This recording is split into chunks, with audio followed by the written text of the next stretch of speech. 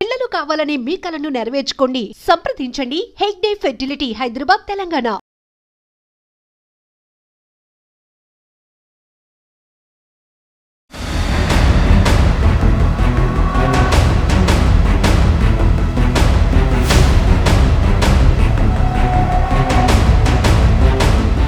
Betting యాప్లు promote చేస్తున్న సినీ ప్రముఖులపై Miyapur police స్టేషన్లో కేసు నమోదైంది.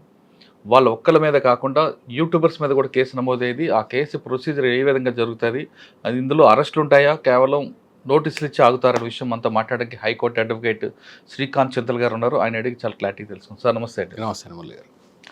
బెట్టింగ్ యాప్లు, లోన్ యాప్స్, వీళ్ళు నిర్వహించే వాళ్ళు కాకుండా ప్రమోట్ చేసే వాళ్ళ మీద కూడా ఇప్పుడు కేసులు నమోదు చేస్తున్నారు.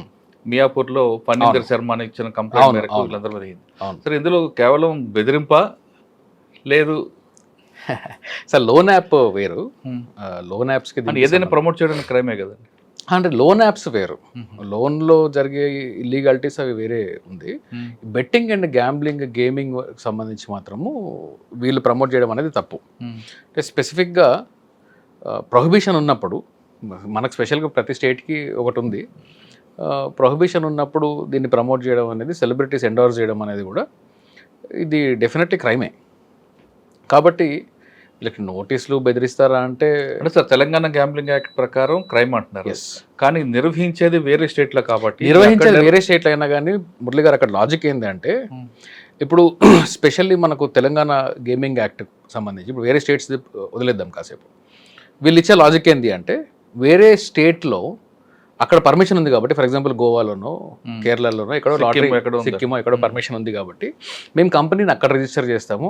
అక్కడ రిజిస్టర్ చేసాము కాబట్టి అక్కడ కంపెనీ కిందకే వస్తుంది, మేము ఎక్కడైనా కానీ రన్ చేసుకోవచ్చు అని. మీకు ఇంటర్నెట్లోకి ఒకసారి వచ్చినప్పుడు, ఇంటర్నెట్కి జియోగ్రఫికల్ బౌండరీ లేదు, భౌగోళికంగా ఇంటర్నెట్కి ఎక్కడ అంతరాయం లేదు. దాని కాన్సిక్వెన్స్ ఎక్కడుంది? తెలంగాణలో ఉంది. తెలంగాణలో ప్రమోట్ చేశారు. ఇంకొకటి ఏంది, ఈ ప్రమోషన్లో వాడిన భాష ఏంది? ప్రమోషన్లో వాడిన భాష కొంకణి కాదు, మలయాళం కాదు, సిక్కిం, అస్సామీస్ భాష కూడా కాదు, తెలుగు భాషే. సో ఎక్కడ ప్రమోట్ చేశారు? ఎవరు, ఏ టార్గెట్ ఆడియన్స్ని టార్గెట్ చేశారు? తెలుగు ప్రజల్ని టార్గెట్ చేశారు, తెలుగు ఆడియన్స్ని టార్గెట్ చేశారు. కాబట్టి స్పెషల్లీ ఇంకొకటి ఏంది అంటే, ఈ మన దగ్గర ఉండే ఈ యాక్ట్లో, తెలంగాణ గేమింగ్ యాక్ట్లో రీసెంట్, ఇన్ఫ్యాక్ట్ మీకు ఎమ్మెల్యే కాలనీ ఉంది కదా, ఇక్కడ బంజారాహిల్స్ ఎమ్మెల్యే కాలనీ ఉంది కదా, ఈ ఎమ్మెల్యే కాలనీ వాళ్ళు తెలంగాణ గేమింగ్ యాక్ట్లో ఉండే 2017 అమెండ్మెంట్ మీద ఒక ఛాలెంజ్ చేస్తూ, అమెండ్మెంట్ని ఛాలెంజ్ చేస్తూ హైకోర్టులో కూడా ఇంకా కేసు, ఇంకా I think subject to correction pending ఉంది. ఇంకా ఏంటంటే అన్నింటినీ తీసుకొచ్చి గేమింగ్లో వాడేస్తారు, మేము క్లబ్లో పేకాడుకుంటే మాకు దానిలో గ్యాంబ్లింగ్లోకి గేమింగ్లోకి ఎలా వస్తుంది, బయట బెట్టింగ్లో ఆడుకో, ఇందులో స్కిల్ గేమ్ ఒకటి, రీక్రియేషన్ వేరు, మాది మేము సరదాగా ఆడుకునేది, పైగా స్కిల్ గేమ్, ఇట్లాంటివన్నీ పెట్టారు వాళ్ళు. స్కిల్ గేమ్ అంటే రమ్మీ స్కిల్ గేమ్, రమ్మీ అనేది స్కిల్ గేమ్. మీకు అట్లా అనుకుంటే గేమింగ్, గ్యాంబ్లింగ్ అనుకుంటే కామన్గా కరోడ్పతిని కూడా తీసుకొని వచ్చి ఇది కుదరదు అని చెప్పి అనొచ్చు. కానీ అక్కడ ఎందుకని ఆ గేమ్ని ఎందుకు పర్మిట్ చేస్తారు? ఒక ప్రైజ్ మనీ ఉంది, గేమ్ ఉంది. ఓన్లీ గేమ్, ప్రైజ్ మనీ రెండు ఆస్పెక్ట్స్ చూసుకుంటే ఇల్లీగల్ అనొచ్చు. కానీ అక్కడ స్కిల్ ఒకటి ఇన్వాల్వ్ అయ్యి ఉంది. ఆ స్కిల్ ఇన్వాల్వ్ అయ్యింది కాబట్టి ఇవన్నీ పర్మిటెడ్ అని చెప్పేసి బోల్డ్ జడ్జ్మెంట్స్ ఉన్నాయి దాని మీద. కాబట్టి ఈ రమ్మీ కానీ, రమ్మీ ఆడడం అనేది చాలా మటుకు, ఆన్లైన్ పోకర్ అనేది ఆల్మోస్ట్ లీగలే. అది దానిలో ఏదైనా ఇల్లీగాలిటీ ఆస్పెక్ట్ ఉండి దాన్ని యూజ్ చేసుకొని ఏదైనా క్రైమ్ చేస్తే తప్ప, రమ్మీ అనేది బై అండ్ లార్జ్ లీగల్గానే, ఇండియాలో లీగలే. అయితే తెలంగాణ గేమింగ్ యాక్ట్కి వచ్చేసరికి ఏంటి అంటే, ఇన్ఫ్యాక్ట్ ఈ కేసు అయిన తర్వాత నేను కూడా దాన్ని యాక్ట్ స్టడీ చేశాను. అంతకుముందు నేను యాక్ట్లో బేసిక్గా తెలుసు, కానీ అది 2017 కేసు వచ్చినప్పుడు తెలుసుకున్నాను దాని గురించి.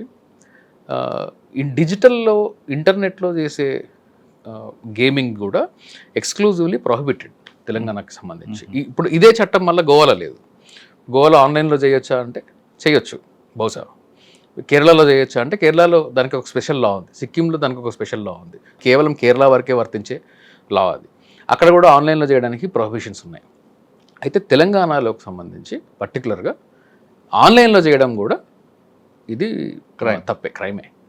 సో డెఫినెట్లీ ఆన్లైన్లో చేశారు కాబట్టి వాళ్ళ రిజిస్ట్రేషన్ ఎక్కడున్నా కానీ దాని కాన్సిక్వెన్స్ తెలంగాణలో ఉంది కాబట్టి, డబ్బులు తెలంగాణ నుంచి వెళ్ళాయి కాబట్టి. ఇప్పుడు ఫర్ ఎగ్జాంపుల్ తెలంగాణ తెలుగులో పెట్టారు, అమెరికాలో ఒక వ్యక్తి అమెరికన్ అకౌంట్ యూజ్ చేసి దానిలో యూజ్ చేశాడు, అందులో క్రైమ్ ఇక్కడ చేయలేము.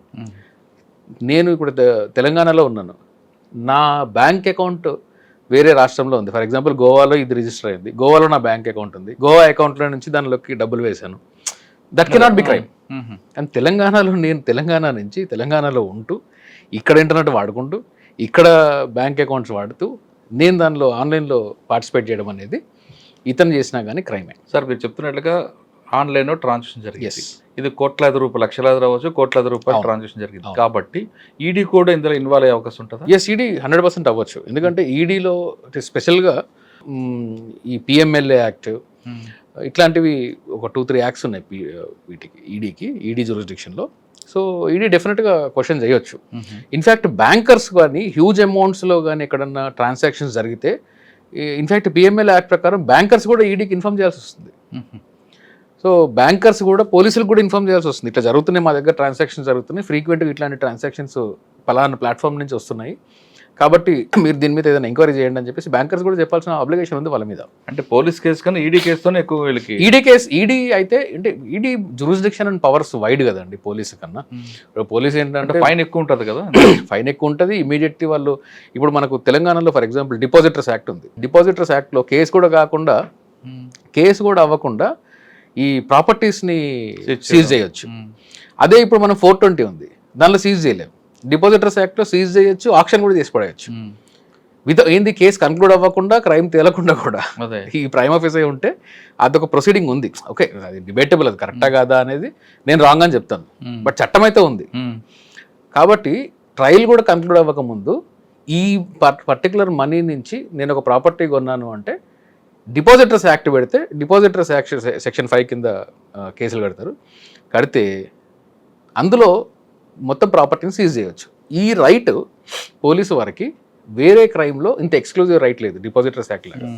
అట్లాగే ఈడీకి కూడా మీకు రెగ్యులర్ పోలీస్కి లేని పవర్స్, రైట్స్ ఏంటంటే ఈడీ ఎక్కడన్నా సీజులు చేయొచ్చు, బ్యాంక్ అకౌంట్లు ఆపేయచ్చు, వాళ్ళకి స్పెషల్గా మళ్ళీ స్పెషల్ పర్మిషన్లు తీసుకోవాల్సిన అవసరం లేదు. అట్లాగే ఈడీ దగ్గర కలెక్ట్ చేసిన ఎవిడెన్సెస్ చాలా మటుకు పోలీసు ఇన్అడ్మిసిబుల్ ఎవిడెన్స్లు ఏవైతే ఉంటాయో ఈడీ దగ్గర ఉండేవి అడ్మిసిబుల్ ఎవిడెన్స్లుగా మారుతాయి. So ED wide powers. Debate ఉంది, ఈడీ నుంచి ఒక రిపోర్ట్ వచ్చింది అక్కడ, దీన్ని బేస్ చేసుకుని సిబిఐ కూడా వెళ్ళొచ్చా? అంటే సిబిఐ వెళ్ళాలా లేదా అనేది స్టేట్ డెసిషన్. అది వెళ్ళొచ్చా అంటే అంత లార్జ్ స్కేల్లో క్రైమ్ ఉందని నేను అనుకోవడంలా. సిబిఐ వెళ్ళి వస్తే కానీ ఏదో క్రాస్ బోర్డర్ టెర్రరిజం లాగా నేను ఇన్వాల్వ్ అయ్యేంత అవసరం లేదు. ప్రమోషన్ చేసిన వీళ్ళే, కానీ మూలాలు వేరే దగ్గర ఉన్నాయి కదా. వీళ్ళు ఓన్లీ ప్రమోటర్స్ అండి. ప్రమోటర్స్కి ఏముంటుందండి మురళి గారు, ప్రమోటర్కి కంపెనీకి మధ్యలో ఒక అగ్రిమెంట్, ఒప్పందం ఉంటుంది. ఇప్పుడు నెక్స్ట్ ఏమవుతుంది అంటే ఒకవేళ ఇది కేసు ట్రయల్ దాకా వెళ్తే ఏమవుతుంది అంటే వెళ్ళదని అర్థం. వెళ్ళదని నేను చెప్పట్లేదు, అంటే వెళ్తే అనే అనాలి.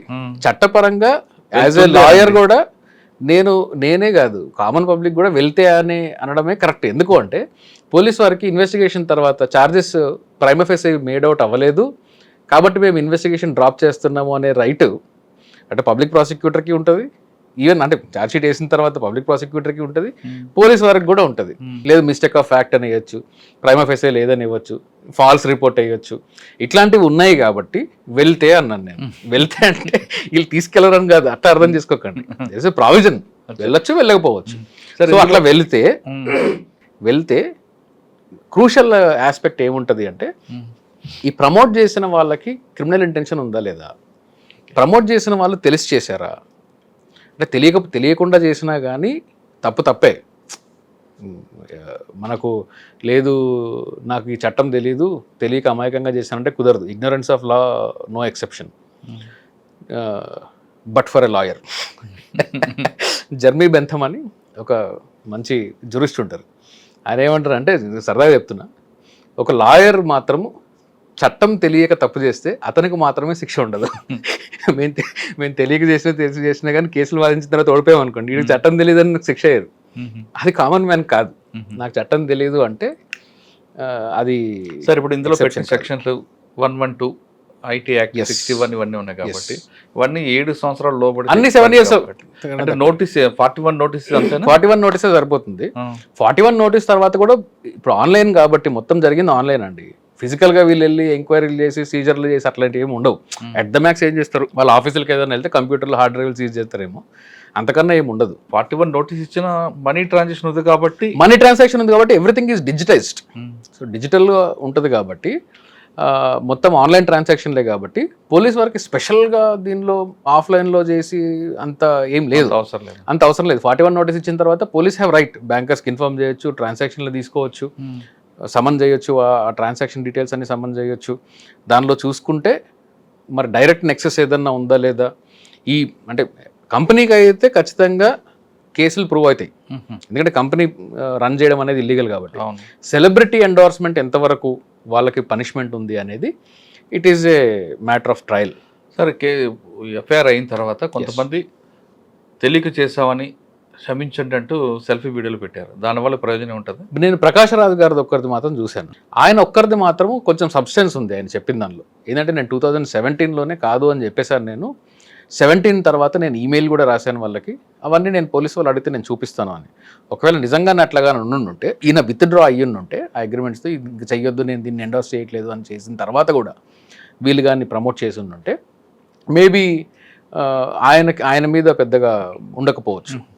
సో వీళ్ళ ఇంటెన్షన్ ఏంది అనేది అక్కడ క్లియర్గా ఎస్టాబ్లిష్ చేయాల్సి ఉంటుంది. సార్, ఫైనల్గా చెప్పండి, తప్పు చేసామని వీడియో పెట్టిన మాత్రాన శిక్షను తప్పించుకోవచ్చా, శిక్ష నుంచి తప్పించుకోవడం నుంచి తగ్గించుకోవచ్చా? శిక్ష నుంచి తప్పించుకోవడం అనేది జరగదు. వాళ్ళ క్రిమినల్ ఇంటెన్షన్ ప్రూవ్ అయ్యి వాళ్ళ యాక్టివ్ ఇన్వాల్వ్మెంట్ ఉంది అని కానీ ప్రాసిక్యూషన్ ప్రూవ్ చేయగలిగితే ఖచ్చితంగా వీళ్ళందరికీ శిక్షలు పడితే, మహా అంటే ఫైన్లు పడుతుండొచ్చేమో. ఫైన్ కూడా శిక్ష, ఫైన్ కాకపోతే జైలు కాకపోయినా కానీ పడుతుండొచ్చు. చాలా వాటి వాళ్ళు పెట్టిన దానిలో 112లో దీనిలో గేమింగ్ యాక్ట్ లో అన్ని కూడా 6 months 1 year 112 పెట్టి 112 పెట్టారు, 112 పెట్టారు, 111 పెట్టలేదు. సో 112 కాబట్టి పెద్దగా దాని మీద జైలు శిక్ష పడిపోతుంది అనేది ఏం లేదు. సెలబ్రిటీస్ వరకు చెప్తున్నాను నేను, సెలబ్రిటీస్ వరకు ఫైన్ పడే ఆస్కారం మాత్రం ఖచ్చితంగా ఉంది. అది కూడా వాళ్ళ ఇంటెన్షన్ ప్రూవ్ అయితే, వాళ్ళ అగ్రిమెంట్స్ కూడా చూపిస్తారు కదా డిఫెన్స్లో. ఇదంతా ఎంతకాలం పట్టొచ్చు? ఛార్జ్ షీట్ ఫైల్ అయితే ఒక 2-3 years పట్టొచ్చు. మళ్ళీ ఫైల్ అయితే అంటే నేను ఇప్పటికే చెప్తున్నాను, ఛార్జెస్ డ్రాప్ అవుతాయేమో నాకేం తెలుసు. ఇప్పుడు గేమింగ్ అంటున్నారు, వాళ్ళు గేమింగ్ అంటే రమ్మీ ఆడారా, లేకుంటే ఆన్లైన్లో ఏదైనా పూల్ ఆడారా, లేదంటే స్కిల్ గేమ్ ఏదన్నా ఉందా, లేదంటే మీరు డబ్బులు పెట్టి బటన్ నొక్కి రౌండ్ తిరిగితే దానిలో ఏదన్నా లక్కీ డ్రా వచ్చేస్తే అలా ఉంటుందా? అది కాదు కదా. ఇప్పుడు మీకు ఈవెన్ అమెజాన్లో కూడా almost every 1 month 2 months lucky draw మీరు బటన్ తిప్పండి అని చెప్పి అది రౌండ్గా తిరుగుతుంది, ఏదో ఒక నంబర్ దగ్గర అవుతుంది. ఈ ఒక నంబర్ దగ్గర ఆగినప్పుడు యూ 10,000 రూపాయలు అంటాడు. దానికి కూడా అమెజాన్ వాళ్ళు కూడా ఓన్లీ ఆ నంబర్ తిప్పడంలో ఉండదు, నంబర్ తిప్పడానికి ఒక క్వాలిఫికేషన్ కావాలి. ఒక 5 questions అడుగుతాడు. ఈ క్వశ్చన్లకు నేను పర్ఫెక్ట్గా ఆన్సర్ చెప్తే అప్పుడు నేను I can participate in lottery. So అంతకుముందు ఒక స్కిల్ యాడ్ చేశాడు. ఇట్లాంటిది ఏదన్నా ఉందో లేదో నాకు ఆ పర్టికులర్ గేమ్ నేను ఆడలేదు కాబట్టి నాకు తెలియదు. ఆ గేమ్ స్ట్రక్చర్ కానీ బహుశా ఆ గేమ్ స్ట్రక్చర్లో ఫ్రాడ్ లేదు, స్కిల్ ఉంది, ఇట్లాంటి డిఫెన్స్ ఏమన్నా తీసుకుంటారా అనేది కూడా నాకు తెలియదు. ఒకవేళ పోలీసు వాళ్ళు ఇన్వెస్టిగేషన్ చేసేటప్పుడు ఇందులో పలానా స్కిల్ ఆస్పెక్ట్ ఉంది కాబట్టి ఈ ప్రైమా ఫెసే కేసు అట్రాక్ట్ అవ్వలేదు అని కూడా ఛార్జెస్ డ్రాప్ చేయవచ్చు. ఓకే, కాబట్టి ఇవన్నీ చూడకుండా ఛార్జ్ షీట్ దాకా వస్తుందా లేదా అని నేను చెప్పలేను, స్పెక్యులేషన్ కదా. మొత్తం మీద తీసుకుంటే తప్పు చేసామని ఆన్లైన్లో నేను మీ ద్వారా నేను అందరు చెప్పాల్సింది ఏంటి అంటే, చాలా కేసులలో ఈ మధ్య ఒక కేసు చూశాను నేను. అయితే అది చెప్పడం సమంజసం కాదేమో, కానీ పబ్లిక్ ఇంట్రెస్ట్లో చెప్తున్నాను, నా క్లయింట్ ప్రైవసీ కాదు. ఒక large scale more than 10 CR crime ఒకటి నా దృష్టికి వచ్చింది. అందులో కూడా వాళ్ళు చేసిన విధానం చూస్తే ఆల్మోస్ట్ ఇట్లాంటిదే. గేమింగ్ లేకుంటే స్టాక్ ఇన్వెస్ట్ చేయండి, మీరు స్టాక్ ఇన్వెస్ట్ చేస్తే 3 monthsలో ఎంత అవుతుంది, 4 monthsలో ఎంత అవుతుంది, ఇన్వెస్ట్మెంట్ ఈ మధ్యలో స్క్రాచ్ కార్డ్ ఉంటుంది, లక్కీ డిప్ ఉంటుంది, ఇట్లాంటివి. ఈ లక్కీ డిప్లు స్క్రాచ్ కార్డుల అమౌంట్స్ చూసినా కానీ 2-3 కోట్ల దాకా ఉంది. ఇంకొకటి మేము సుప్రీంకోర్టులో ఒక విక్టిమ్ తరఫు నుంచి సుప్రీంకోర్టులో నేను లాస్ట్ వీక్ ఛాలెంజ్ చేశాను. సో ఆ సుప్రీంకోర్టుని అప్రోచ్ అయినప్పుడు కూడా మల్టిపుల్ స్టేట్స్లో ఈ ఆర్గనైజ్డ్ క్రైమ్ కేరళ నుంచి, అంటే నా క్లయింట్కి కేరళ నుంచి, హైదరాబాద్ పోలీసుల నుంచి, తమిళనాడు పోలీసుల నుంచి, ఇట్లా మల్టిపుల్ స్టేట్స్ నుంచి ఈవిడ అకౌంట్ని బ్లాక్ చేశారు. ఈవిడ తీరా చూస్తే ఈవిడ విక్టిమ్, ఈవిడ మనీ ఇన్వెస్ట్ చేసింది ఇట్లాంటి వాటిలలో, ఈ ఆన్లైన్ గేమింగ్, ఈ ఆన్లైన్ దీనిలలో మనీ ఇన్వెస్ట్ చేసింది. సో ఈమెని అక్యూజ్ చేయలేదు, అదొక్కటి కొంచెం సంతోషం అనుకోవాలి. బట్ ఆ అమౌంట్ అంతా సీజ్ అయిపోయింది. మేము సుప్రీంకోర్టులో ఛాలెంజ్ చేసినాం, ఎందుకంటే మల్టిపుల్ స్టేట్స్ ఉన్నాయి కాబట్టి పబ్లిక్కి చెప్పేది ఏంటి అంటే, ఈ ఆన్లైన్లలో చేసేటప్పుడు ఆన్లైన్లో మీరు ఇన్వెస్ట్మెంట్లు చేసిన ఎక్సెప్ట్ అది ఆన్లైన్ స్టాక్ మార్కెట్లో పెడతాను అంటే సెబీలు అన్ని అప్రూవల్స్ చూసుకొని మీరు పెట్టండి. ఎవరంటే వాళ్ళు ఫేస్బుక్లో పలానా సెలబ్రిటీ చేశాడు, పలానా నాకు తెలిసిన వాడు ఎండోర్స్ చేశాడు, లేదంటే ఇదేదో చైన్ మార్కెటింగ్ ఉంది, ఇలాంటివన్నిటిని నమ్మి మోసపోకండి. గేమింగ్ గ్యాంబ్లింగ్ వల్ల వచ్చే డబ్బులు అవి మీవి కాదు. ఇది ఈజీ మనీ, ఫ్రీ మనీ, దానికి అలవాటు పడ్డం అనేది కూడా సమాజానికి మంచిది కాదు. గవర్నమెంట్ కూడా ఇంటర్నెట్లో ఇట్లాంటివన్నీ ఐడెంటిఫై చేసి, మీ దగ్గర స్పెషల్ టీమ్స్ ఉన్నాయి, స్పెషల్ సెల్స్ ఉన్నాయి, ఐడెంటిఫై చేసి వైడ్ పబ్లిసిటీ ఇవ్వాలి. గవర్నమెంట్ వైడ్ పబ్లిసిటీ ఇవ్వకుండా, ఇలాంటివి కరెక్ట్ కాదు అని వైడ్ పబ్లిసిటీ ఇవ్వకుండా మీకు ఇట్లాంటివే జరుగుతాయి. ఈవెన్ సెలబ్రిటీస్ కూడా చాలామంది నాకు తెలియదు అంటారు, నిజంగా కూడా తెలిసి ఉండకపోవచ్చు. So you have to give publicity. ఈ గేమింగ్ యాక్ట్ ఒకటి ఉంది, తెలంగాణలో ఒకటి ఉంది, దీనిలో కొన్ని అమెండ్మెంట్లు వచ్చాయి అనేది లాయర్స్కి మాకే ఏదైనా కేసు వస్తే కానీ ఓహో ఇది ఉందా అని చెప్పేసి మేము దాని గురించి చూస్తాం. జనరల్ పబ్లిక్ ఎట్లా తెలుస్తుంది?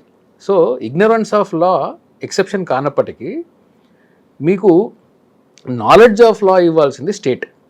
కాబట్టి స్టేట్ బాధ్యత ఇట్లాంటి వాటి మీద ఉంటుంది. పబ్లిక్ అందరూ కూడా వాళ్ళు ఇన్ఫార్మ్డ్ డెసిషన్ తీసుకోండి, కాషన్ పాటించండి. ఎవరు చెప్తే వాళ్ళు చెప్పారని చెప్పి ఆన్లైన్లో నమ్మి మోసపోకండి. ఎందుకంటే ఒక్కసారి మీ డబ్బులు పోయినాయి అంటే తిరిగి తెచ్చుకునే ఆస్కారాలు చాలా చాలా తక్కువ, అరుదు. అంటే you will lose your money. ఈ గేమింగ్లు గ్యాంబ్లింగ్లు వాటి జోలికి వెళ్ళొద్దని నేను మీ ద్వారా పబ్లిక్కి చెప్పాలనుకుంటున్నాను. బెట్టింగ్ యాప్ల మీద కేసులు పెట్టడం కాదు, ముందు బెట్టింగ్ యాప్ల వల్ల కేసులు అవుతాయి అనే విషయాన్ని ప్రజలకు అవగాహన కల్పించడంలో ప్రభుత్వం ముందుండాలంటున్నారు శ్రీకాంత్ గారు. ఆయన చెప్తుంది నిజమే. కేసులు పెట్టి అరెస్టులు చేయడం, నోటీసులు ఇవ్వడం కాకుండా ఏ నేరం చేసి ఏ సెక్షన్ వస్తుంది అనే విషయాన్ని ముందుకు ప్రజలకి తెలియస్తే తర్వాత కూడా నేరం జరిగితే అప్పుడు కేసులు పెట్టచ్చు అంటూ చెప్తున్నారు. ఇక ఆన్లైన్లో జరిగే ఫ్రాడ్ గురించి చాలా క్లియర్గా చెప్తున్నారు. ఏది జరిగినా సరే ఫిజికల్గా చూడండి, ఆన్లైన్లో చేస్తే మోసపోవడం ఖచ్చితం అంటూ ఆయన చెప్తున్నారు. ఇది ఆన్లైన్ ఫ్రాడ్లతో పాటు బెట్టింగ్ యాప్లో సెలబ్రిటీకి ఇచ్చిన నోటీసులపై శ్రీకాంత్ చింతల్ గారి అభిప్రాయం. వచ్చే వారం మరో ఇష్యూలో మళ్ళీ కలుద్దాం. అంతవరకు నమస్తే, థ్యాంక్ యూ అండి, థ్యాంక్ యూ.